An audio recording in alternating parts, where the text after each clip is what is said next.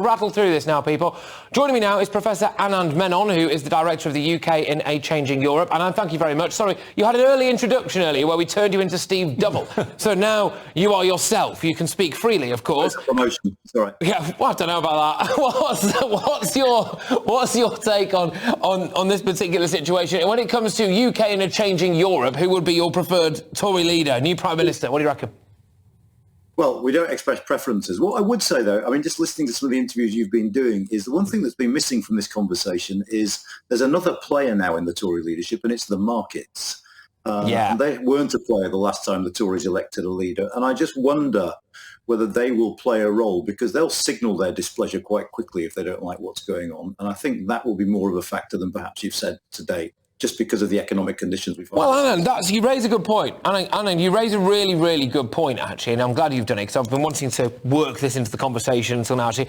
We had a Chancellor who wanted to go for growth, who wanted to go for growth, and that wasn't allowed to happen. The markets kicked off, all right, OK. And now we've got a Chancellor who, as far as I can see, we're all going to be a little bit poorer in January, but that's now fine. It does look as though one of the reasons behind our Home Secretary going was because Liz Truss wanted to get a trade deal done with India in time for Diwali. I mean, who is running this country at the minute? Because it doesn't appear to be anyone in Downing Street. Is it the money men and women and the Indians? Well, I think there's several things there. I mean, firstly, the markets have always played a role in our politics, whether we've been aware of it or not. And at the moment, when the markets think that our debt levels might be unsustainable and we have a government that might not be capable of addressing them, they're going to play more of a role. I think on the Indian thing, the issue isn't so much what the Indians are saying. The issue is the fact that the Tories under Liz Truss seem to have two parallel immigration policies. There was Number 10's immigration policy, which was we need to liberalise for growth. And there was the Home Office's immigration policy under Suella Braverman, which when she was talking about tens of thousands, that old target again.